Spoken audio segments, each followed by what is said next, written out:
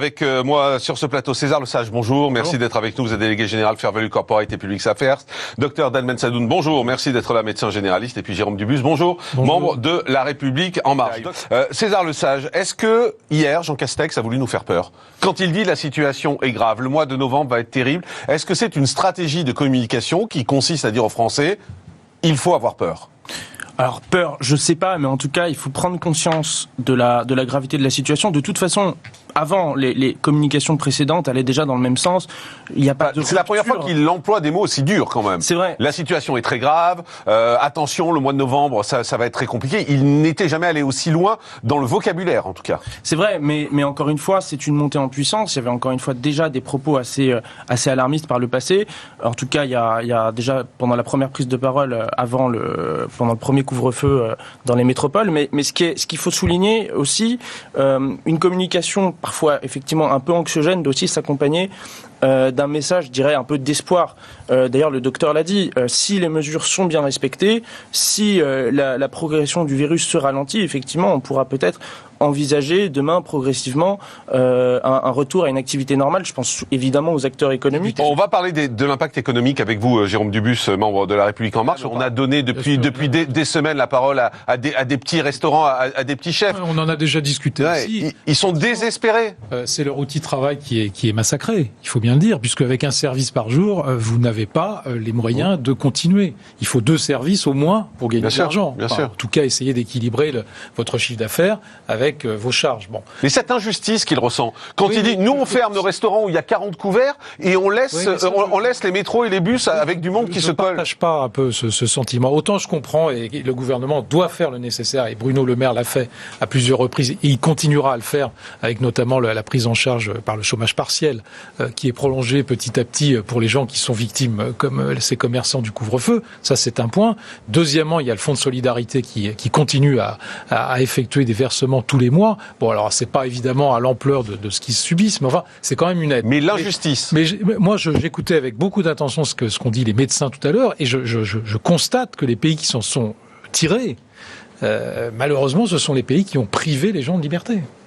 Ce sont les gens qui ont privé les gens de liberté. C'est comme la Chine, c'est comme la Corée, en Chine, quand vous avez 3 cas dans une ville, vous testez en 24 heures 11 millions de personnes. Juste César Lesage là-dessus, sur ce débat à la fois sur les tests. Par exemple, les tests aujourd'hui, on est à la hauteur en France ou pas? Je pense que maintenant on est à la hauteur, mais c'est vrai qu'au début, en tout cas pendant assez longtemps, on n'a pas vraiment eu de stratégie, on savait pas qui pouvait y aller, qui pouvait pas y aller, est-ce qu'il fallait privilégier les gens qui avaient une prescription ou pas. Donc du coup, ça a été une vraie cacophonie. Moi, j'ai autour de moi des tas de gens qui sont allés se faire tester juste pour se rassurer, mais qui n'avaient pas forcément été cas contact, simplement ils avaient été à des soirées ou à des dîners. Vous aviez des gens qui, à l'inverse, avaient des besoins urgents de se faire tester pour partir dans un pays étranger où les tests Covid sont obligatoires. D'ailleurs, en France, il n'y a toujours pas, je crois, quand on rentre sur le territoire français, d'obligation de passer un test PCR. L'Italie le fait, par exemple. Donc il y a aussi des choses qui peuvent être faites à ce niveau-là, sur les cas importés. Mais effectivement, il y a eu pendant très longtemps une cacophonie. Maintenant, je pense que effectivement, les délais se raccourcissent, mais on est encore... Se raccourcissent, mais on n'est pas 24 heures ni 48 heures. Hein, mais il y a eu des gens, moi je connais des gens qui ont mis 8 à 9 jours. Autre question aujourd'hui, comment faire respecter le port du masque, par exemple, en ville. Vous savez qu'aujourd'hui, on l'a découvert cette semaine, la ville qui est la plus touchée par rapport au nombre de cas et par rapport à la population, c'est Roubaix. Et alors, c'est surréaliste aussi, c'est un peu comme le reportage de France 2 tout à l'heure. Hein. Les reporters de TF1 sont allés à Roubaix, ils sont allés dans la ville, et vous allez voir que là-bas, il y a des dizaines de personnes qui se promènent dans la rue sans masque. Et quand on cherche à savoir pourquoi il y a autant de cas, c'est peut-être lié. César Lesage, ça veut dire quoi? Que les gens ne se rendent pas compte, au fond, des risques, ou que le message est tellement compliqué, tellement flou, et change tellement d'un jour sur l'autre, que les gens ont décidé de laisser tomber? Non, je pense pas. En réalité, il y a un fond de défiance très fort dans la population française, plus qu'ailleurs en Europe, je pense. Il y a eu les gilets jaunes, il y a eu la réforme des retraites. Vous me direz c'est pas lié, mais en réalité si. C'est-à-dire que du coup, c'est lié à la parole politique en fait. Et après, effectivement, derrière ça, alors ça s'est corrigé depuis le confinement, mais avant le confinement, il y a eu aussi beaucoup d'injonctions contradictoires. Hein. Effectivement, la polémique sur les masques en mars, c'était même non seulement inutile, mais même déconseillé. Maintenant, c'est obligatoire. Donc, si vous voulez, dans des populations qui peuvent avoir cultivaient déjà une très forte défiance, notamment dans les milieux populaires. Roubaix est une ville assez populaire, qui cultive déjà une certaine forme de défiance vis-à-vis du gouvernement et du pouvoir central. Effectivement, vous renforcez, naturellement, vous avez à la fin des gens qui ne respectent pas les mesures qui sont préconisées. Alors après, il faut des forces de l'ordre pour les faire appliquer. Moi, il y a une chose que je trouve assez inquiétante, c'est qu'on a pris l'exemple de l'Allemagne au début de cette crise en disant, regardez, en Allemagne, ils ont trouvé la solution, ils savent comment gérer ça. Et aujourd'hui, on apprend que l'Allemagne affirme être en train de perdre le contrôle de la transmission du virus. Et ça doit nous inquiéter. L'Allemagne est en train de perdre le contrôle. Alors, Dr Delmen Sadoun, est-ce que la situation en Allemagne est inquiétante ou pas? On parle encore une fois de cas positifs. Alors plus on teste, forcément, plus on trouve de cas positifs. On parle de cas positifs, on ne parle pas de malades. On ne parle que de cas positifs. Donc forcément, quand on voit des courbes qui s'affolent parce que les cas positifs augmentent, il faudrait mettre en parallèle le cas de malades. Et le cas de malades légers et le cas de malades lourds qui vont en réanimation. Oui, mais enfin, c'est désormais, c'est les gouvernements qui prennent en compte cette donnée.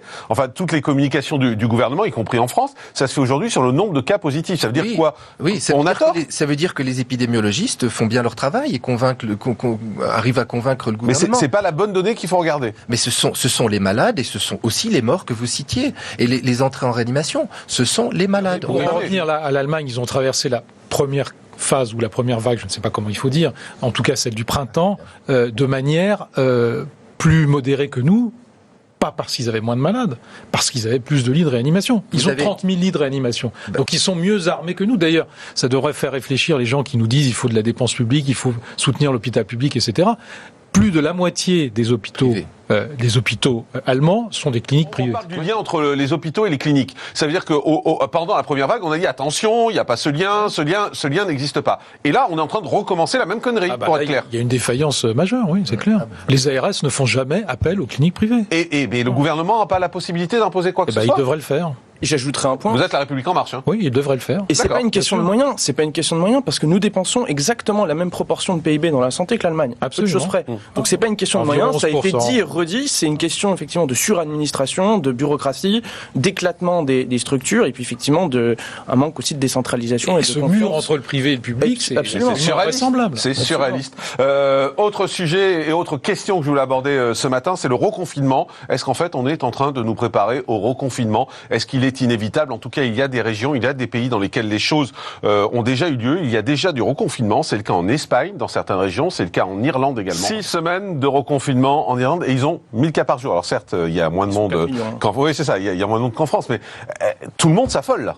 Tout le monde s'affole et je pense que si on prenait la décision ici de faire un reconfinement, ce serait une erreur majeure. Ce serait une erreur de reconfiner? Je pense que ce serait une erreur. Ce serait une erreur parce que pendant le confinement, on s'est rendu compte que les personnes n'avaient pas accès aux soins.